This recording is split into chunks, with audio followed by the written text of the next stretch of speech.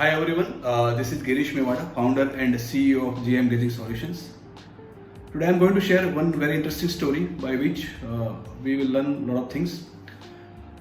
ये कहानी हम सब ने सुनी है काफ़ी बार, मगर मैं उसका पार्ट 1 एंड पार्ट 2 दोनों शेयर करूँगा। तो मैं रिक्वेस्ट करूँगा कि आप इस कहानी को अंत तक सुनें। ये कहानी है एक आदमी की जो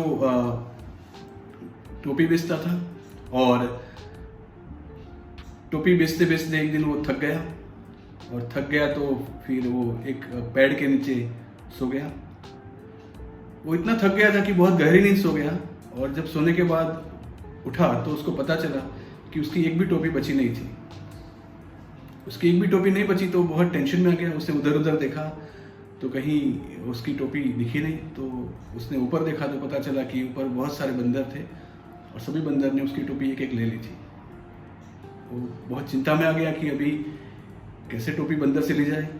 तो उसने अपना ऐसे ऐसे हाथ हिलाया तो बंदरों ने भी हाथ हिलाया। उसने अपना सर हिलाया तो बंदरों ने भी सर हिलाया। फिर उसने अपनी टोपी ऐसे किया तो बंदरों ने भी ऐसे किया। फिर उसने अपनी टोपी फेंक दी तो बंदरों ने भी टोपी फेंक दी और वो पूरी टोपी लेके घर चला गया।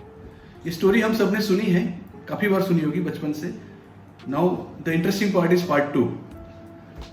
बहुत सालों के बाद उसका एक बेटा वही काम कर रहा था, वही बिजनेस में था, तो वो भी टोपी लेके निकला और उसको भी एक दिन बहुत थकान लगी तो वो भी एक पेड़ के नीचे सो गया। पेड़ के नीचे से सो गया तो वो भी गहरे नींद सो गया और जब उठता है तो उसको पता चलता है कि उसकी सब टोपी गायब हो जाती है। उसने उधर उधर देखा, आसपास देखा तो पता चला कि एक भी टोपी नहीं है। फिर उसने ऊपर देखा तो पता चला कि ऊपर बंदर टोपी ले गए। अभी उसको उसके पिताजी की कहानी याद आई। उसके पिताजी ने उसको कहानी सुनाई थी कि बेटे जब भी बंदर ऐसे टोपी चोरी कर जाए तो मैंने जो किया वही काम करना। तो उसने उसके पिताजी का डुप्लीकेशन शुरू किया। उसने ऐसे हाथ वेव किया तो बंदरों ने भी हाथ वेव किया। उसने ऐसे सर हिलाया तो बंदरों ने भी सर हिलाया। उसने ऐसे टोपी ऊंची की तो बंदरों ने भी टोपी ऊंची की। फिर उसने टोपी फेंकी तो ऊपर से एक बंदर आया जो हेड ऑफ द बंदर था और उस आदमी को जोर से झापट मारा और बोला कि भाई साहब, अगर तुमने तुम्हारे पापा जी से कहानी सुनी है तो हमने भी हमारे पापा जी से कहानी सुनी है। सो हमारे भी पापा समझा के गए थे कि ऐसे कोई आएगा और करेगा तो अब अगली बार ध्यान रखना। तो moral of the story is कि काफ़ी बार हम लोग सामने वालों को बेवकूफ़ समझते हैं मगर सामने वाला बेवकूफ़ नहीं होता है। कभी भी सामने वालों को बेवकूफ़ समझने का कोशिश मत करना। सामने वालों को बेवकूफ़ समझने की भूल मत करना, क्योंकि काफ़ी बार हमको लगता है कि वो बेवकूफ़ है मगर होता नहीं है। जैसे इस आदमी की बात करें तो बंदरों ने तब तक बताया नहीं कि हमको पता है कि तुम हमसे टोपी वापस लोगे। बंदरों ने सब कुछ किया मगर अंत में जाके बंदर ने थप्पड़ मारा उसको। तो 99% ऑफ द टाइम सामने वालों को ऐसा लगा था कि मैंने इस बंदर को बेवकूफ़ बना दिया।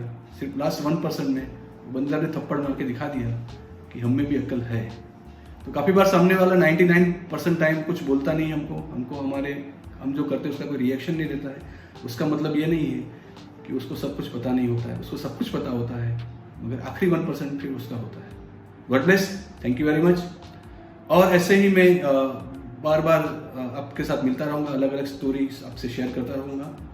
मेरी कंपनी का नाम है GM ग्लेजिंग सॉल्यूशंस। हम लोग कैलिब्रेशन लैब है हमारा, NABL एक्रेडिटेड कैलिब्रेशन लैब है। हम कैलिब्रेशन सर्विस प्रोवाइड करते हैं।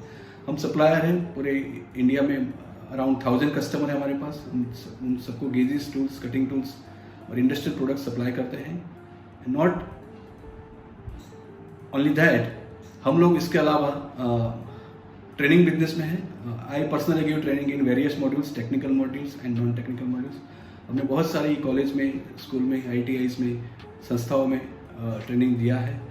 अगर आप भी कोई संस्था से जुड़े हैं, वो स्कूल हो, कॉलेज हो या कोई सामाजिक संस्था हो या कोई ट्रस्ट हो या कोई कॉरपोरेट हो या कोई कंपनी हो, छोटी कंपनी हो, बड़ी कंपनी हो, अगर आपको लगता है कि आपको हमारी ट्रेनिंग ज़रूरत है तो आप मेरे इस वीडियो में जो ईमेल आईडी है उस पर मेल कर सकते हैं या इस वीडियो के कमेंट में आप लिख सकते हैं। मैं और मेरी टीम आपसे ज़रूर कांटेक्ट करेंगे।